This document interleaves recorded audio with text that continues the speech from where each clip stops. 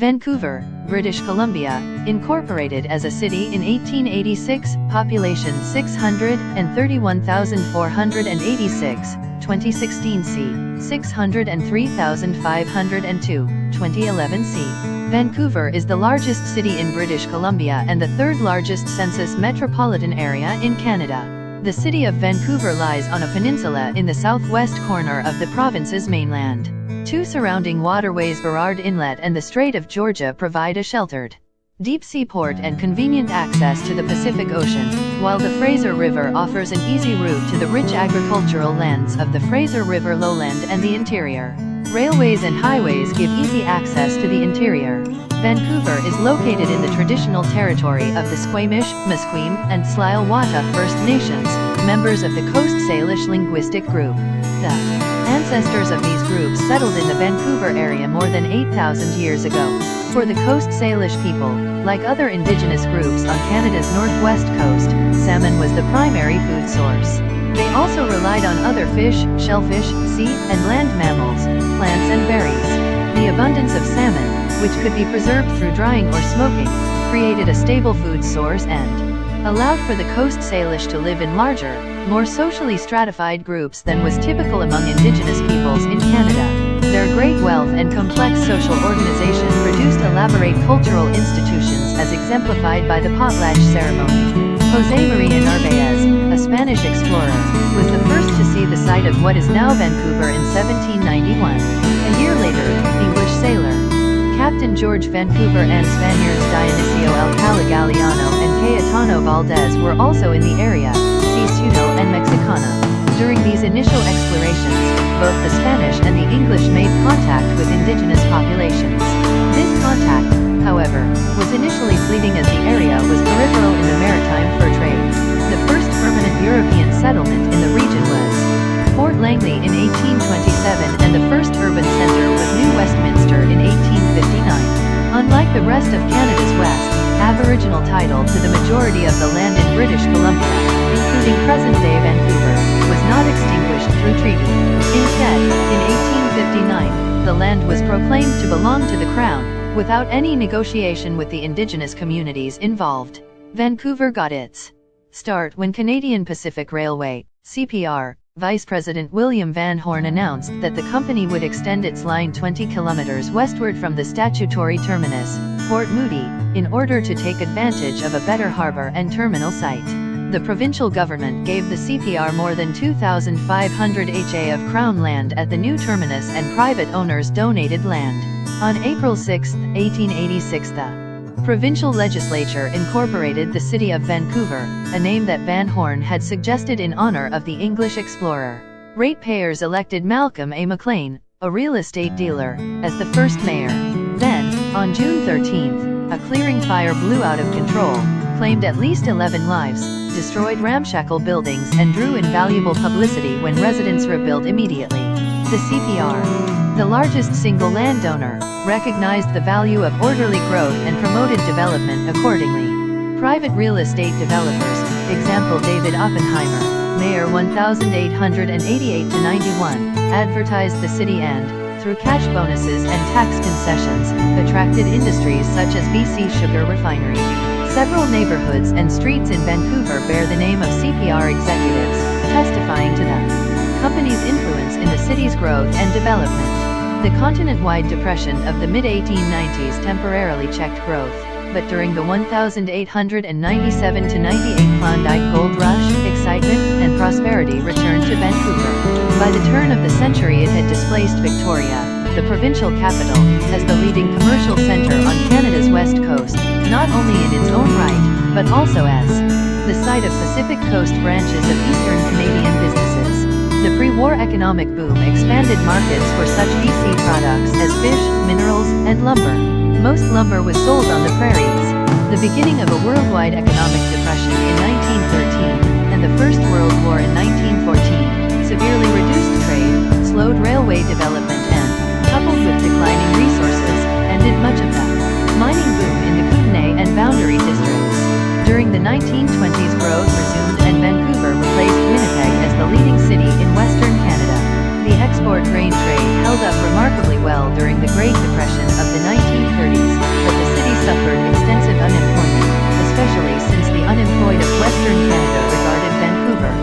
mild climate, as a mecca. Unrest among the unemployed caused several incidents, including the reading of the Riot Act by Mayor Gary McGeer in 1935. See also on to Ottawa track.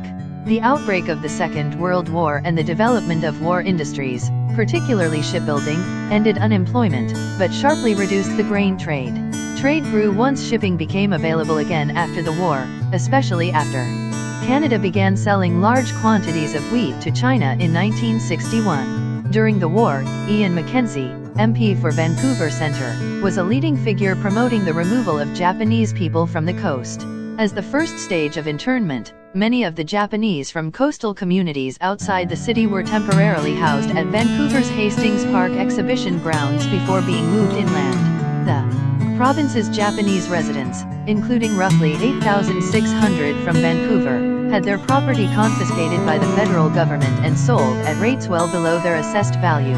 See Japanese Canadians. Meanwhile, the general population grew as wartime industries, especially shipbuilding, drew people to the city. Like the Japanese, Vancouver's Chinese population also faced racial discrimination. In the early days of the city's development, owing in large part to the gold rushes in the area and the role Chinese laborers played in building the Canadian Pacific Railway, Vancouver has always had a prominent Chinese community, including a Chinatown which, from its earliest days, served as a residential, social, and commercial hub.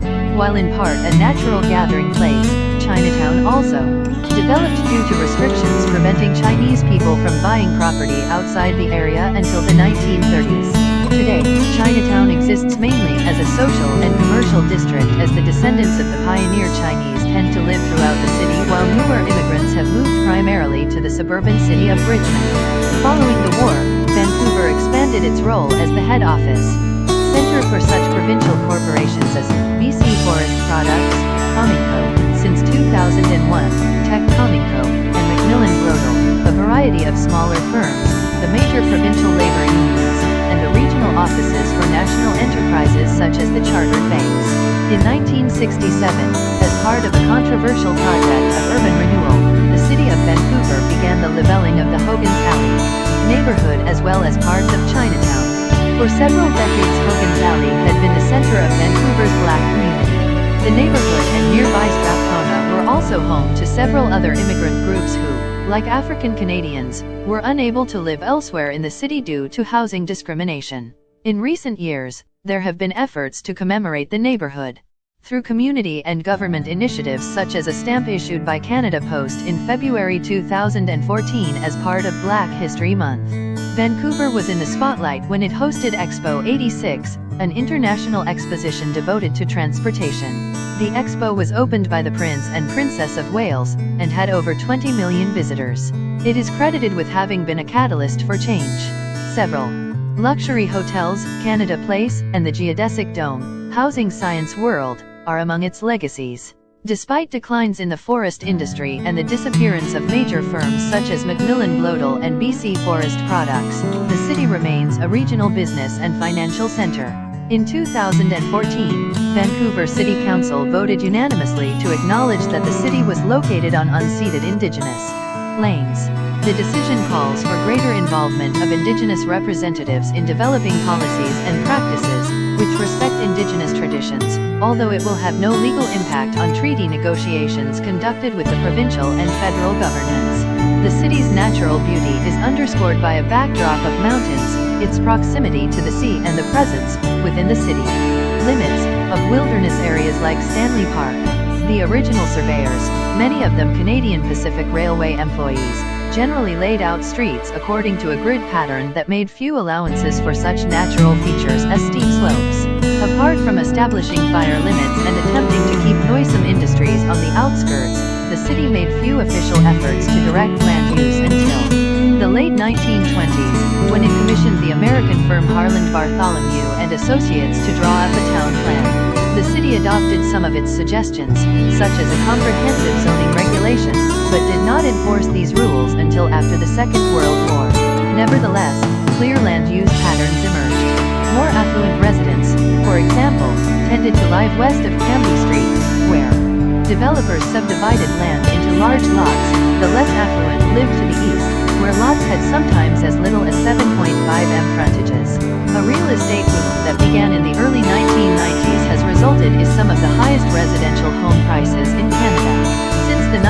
1960s, the city's older core has undergone a considerable transformation. City planners studied land use proposals, civic politicians debated and redesigned some of them, and private developers financed much of the new building. Downtown, a forest of 20 to 40-story office and hotel towers, including the Bentel, Royal, Pacific, and Vancouver centers, has replaced the 2- and 3-story retail blocks of the pre-First World War era. The University of British Columbia, established in 1908, is located at Point Grey, which is the southern entryway to English Bay and Burrard Inlet. In the 1980s, Simon Fraser University, established in 1965, opened a satellite campus in the downtown core. Its main campus is on Burnaby Mountain. Other post-secondary institutions include the Langara and Vancouver Community Colleges, the Emily Carr University of Art and Design, and in the Greater Vancouver area, Douglas College, Kwantlen Polytechnic University, and the British Columbia Institute of Technology. Architecturally, among the most interesting newer buildings are the Provincial Courthouse, the Robson Square Conference Centre, and Canada Place. As a landmark, Canada Place includes the 500-room Pan Pacific Hotel, 1983-86, built for Expo 86, now a trade and convention facility and cruise ship terminal.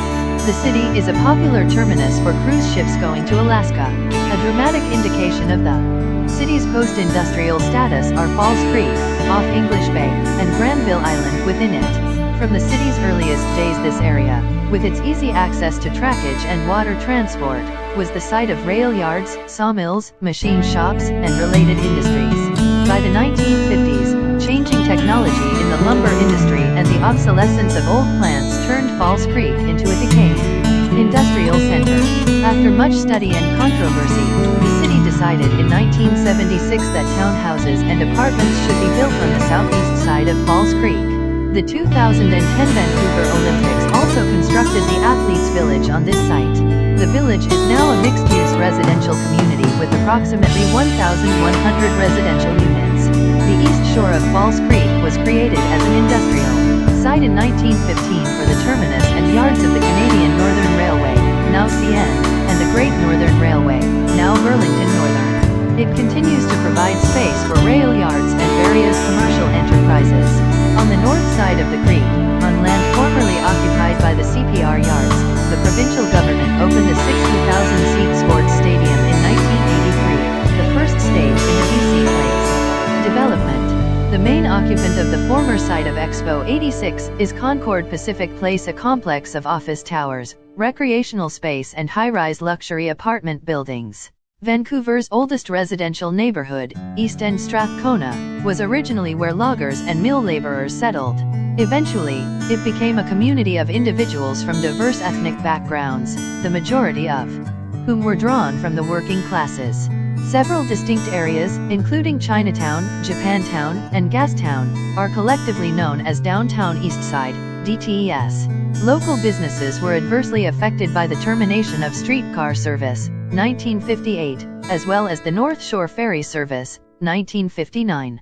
Also in the late 1950s, the city initiated an expansive urban renewal project, demolishing some of the poorest dwellings and replacing them with public housing projects. As mentioned earlier, Hogan's Alley was among those live-out sites.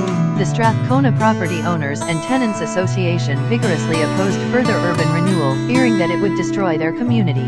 In 1967, the city announced plans to construct a freeway that would bifurcate Chinatown. The resulting protest not only from Strathcona residents and Chinatown merchants, but also from community planners, heritage advocates, and interested citizens led the city to cancel the freeway plan. Shortly thereafter, the federal government's decision to withdraw funding for urban renewal saved the remaining parts of Strathcona. In the 1980s, the neighborhood witnessed an influx of vulnerable individuals, many of whom struggled with mental illness and or drug addiction, who settled in the area because of low-income housing options. DTES is one of Canada's poorest neighborhoods, and is notorious for high rates of crime, violence, homelessness, HIV, illicit drug use and a prevalent sex industry. Open since 2003, the DTES is also home to North America's first safe injection site. Today, local residences and Business owners, along with all three levels of government, are working hard to revitalize the area and showcase its dynamism, diversity, and heritage.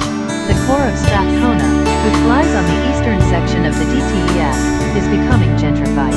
In the West End, private developers, encouraged by new zoning regulations, began in the 1960s to build high-rise apartment blocks in place of the apartment and rooming houses that had been carved out of the large homes of the city's early well-to-do residents.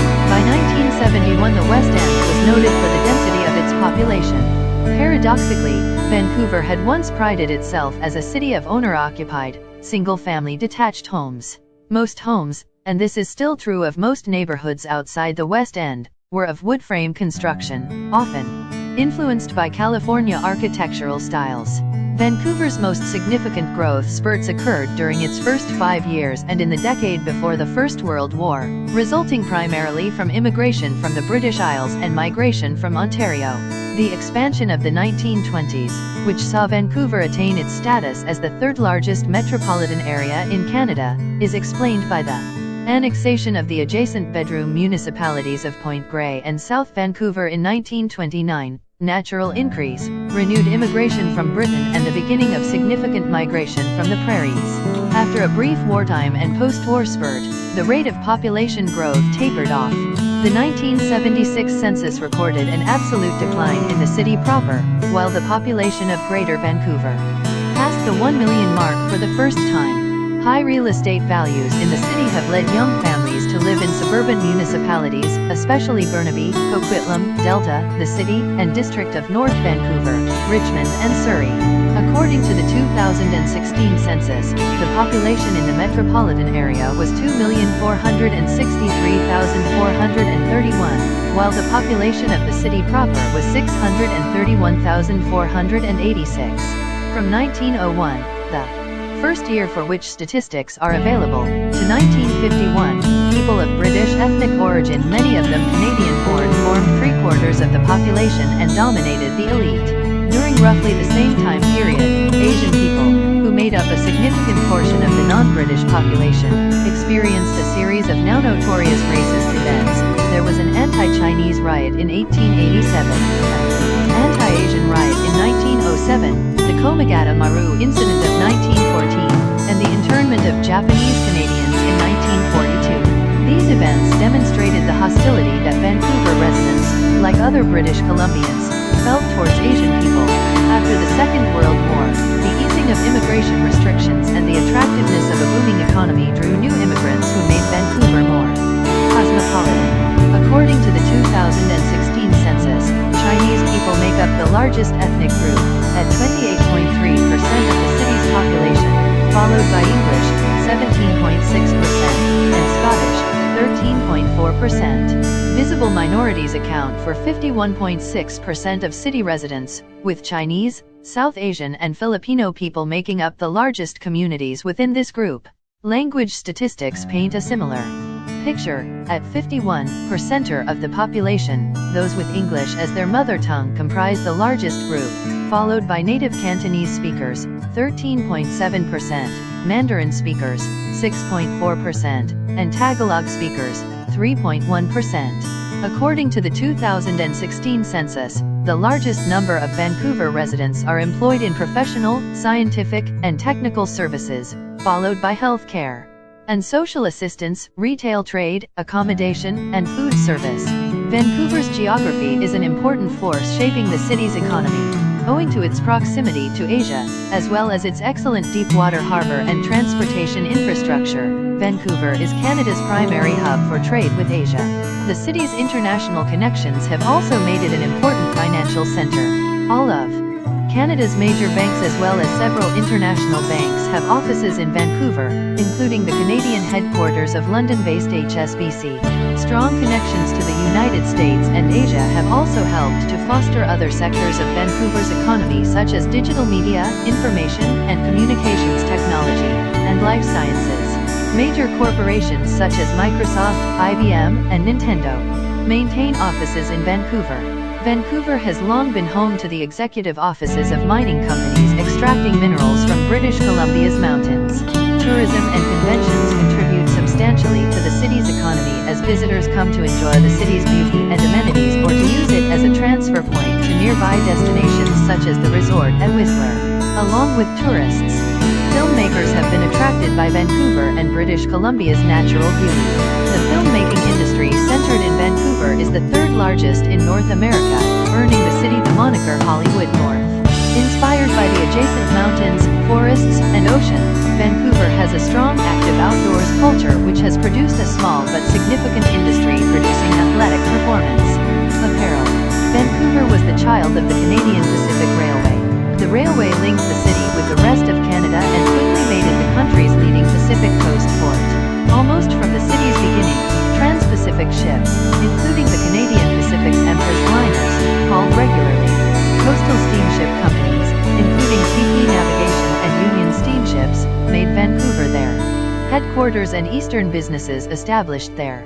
Pacific Coast branches in Vancouver. Inland trade developed slowly owing to the lack of direct rail connections and discriminatory freight rates, which put wholesalers at a disadvantage relative to Calgary and Winnipeg in securing the trade of BC's interior. In response, the provincial government offered aid to new railways, including the Pacific Great Eastern and the Canadian Northern Pacific. After the First World War, cheap ocean transport through the Panama Canal opened new markets for BC lumber on the American East Coast and made Europe more accessible. The province's successful campaign for freight rate reduction enabled Vancouver to become a grain exporting port.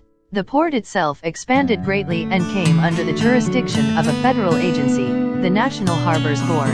In 1936 by 1963, Vancouver ranked first among Canadian ports in tonnage, a position it still retains. The shipment of grain as well as lumber, potash, and coal necessitated the construction of specialized port facilities.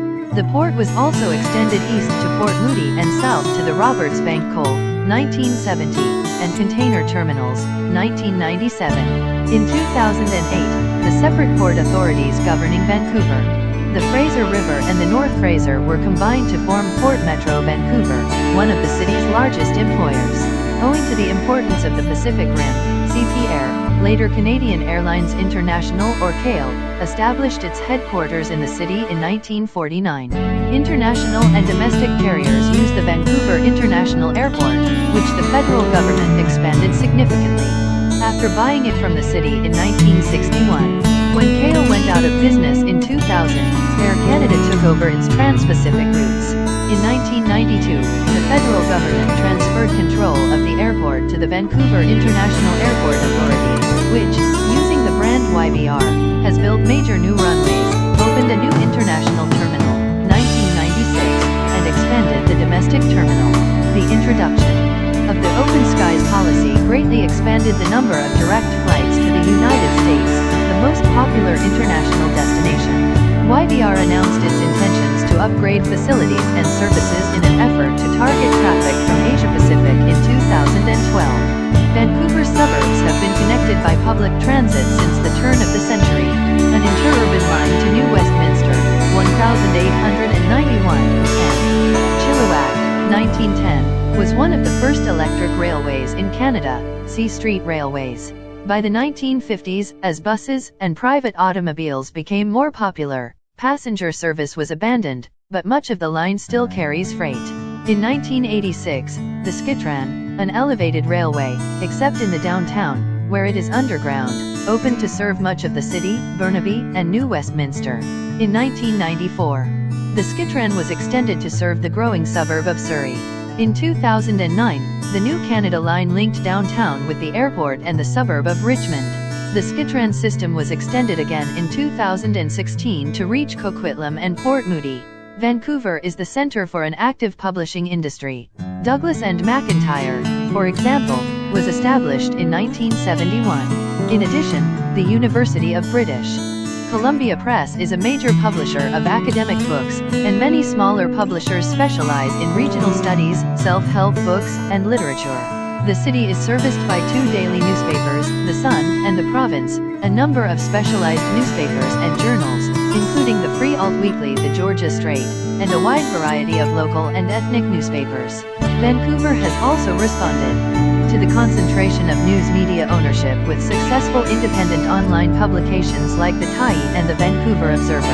Vancouver is unique among BC municipalities as it is incorporated under the Vancouver Charter, 1953. This provincial statute grants the city a number of different powers than those under BC's Municipalities Act. The city, however, remains a creature of the provincial legislature, which must approve every charter amendment. In 2009, for example, Mayor Gregor Robertson had to petition the province for an amendment to the charter that would allow the city to borrow $458 million in order to complete construction of the 2010 Winter Olympics Athletes Village. From 1929, when the suburban municipalities of Point Grey and South Vancouver became part of the city, until 1936, the Vancouver was governed by a mayor and aldermen, elected from 12 wards. The city abolished the ward system by popular plebiscite in 1935 and adopted an at-large system, i.e., elected candidates represent the city as a whole. Today, the mayor and 10 councillors, who are elected at large for 3-year terms, lead Vancouver City Council. A deputy mayor is chosen monthly from among the councillors. Vancouver City Council, unlike most Canadian municipalities, operates with a party system.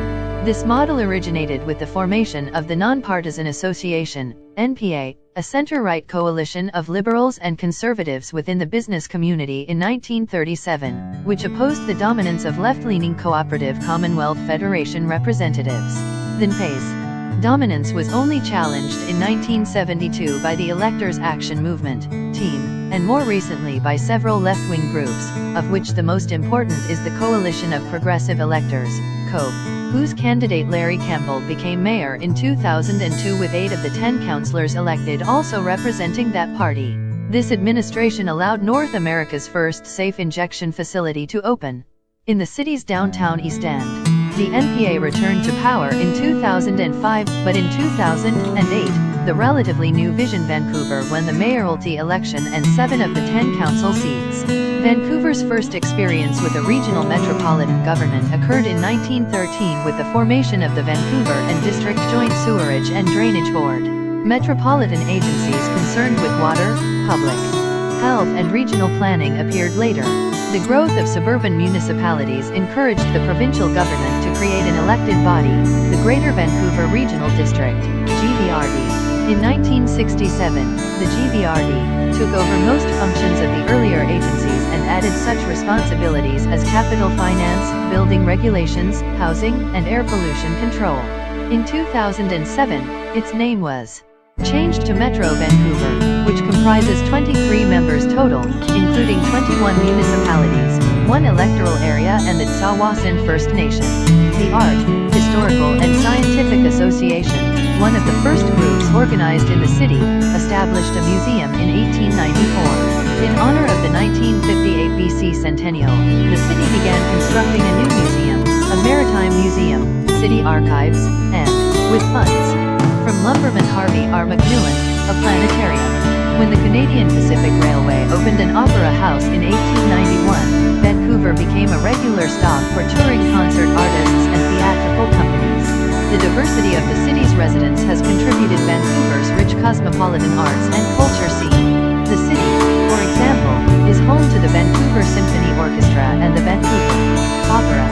The symphony plays in the restored Orpheum Theatre, while touring musicals play in the Centre in Vancouver for Performing Arts, formerly the Ford Theatre, which opened in 1995. Smaller venues include the Arts Club Theatre and the Vancouver East Cultural Centre, affectionately known as the Colch. The Vancouver Art Gallery, established in 1931, moved to its current site at the Old Courthouse in 1983. Architect Arthur Erickson and his firm designed the relocation project. Erickson also designed the Museum of Anthropology, established in 1976, on the campus of the University of British Columbia. That museum, a popular tourist attraction and a research institution, is especially noted for its collections of indigenous material.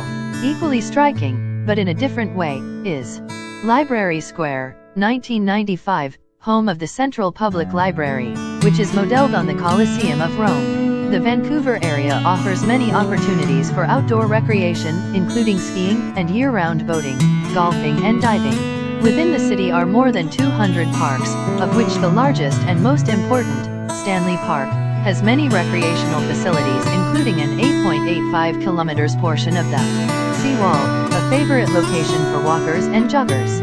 Visitors will also find a world-renowned collection of totem poles in Stanley Park at Brockton Point as well as Klahowya Village, which offers a comprehensive experience of Indigenous culture through arts and performances.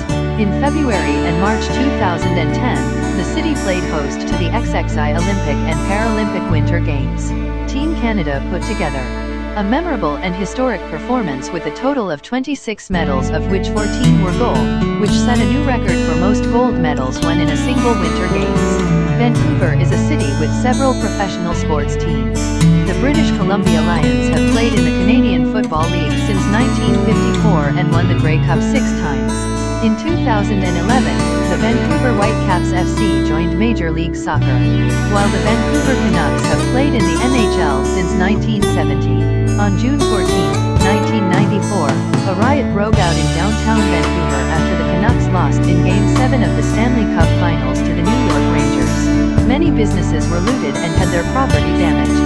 After the Canucks lost in Game 7 against the Boston Bruins on June 15, 2011, the downtown core was once more enveloped by a riot.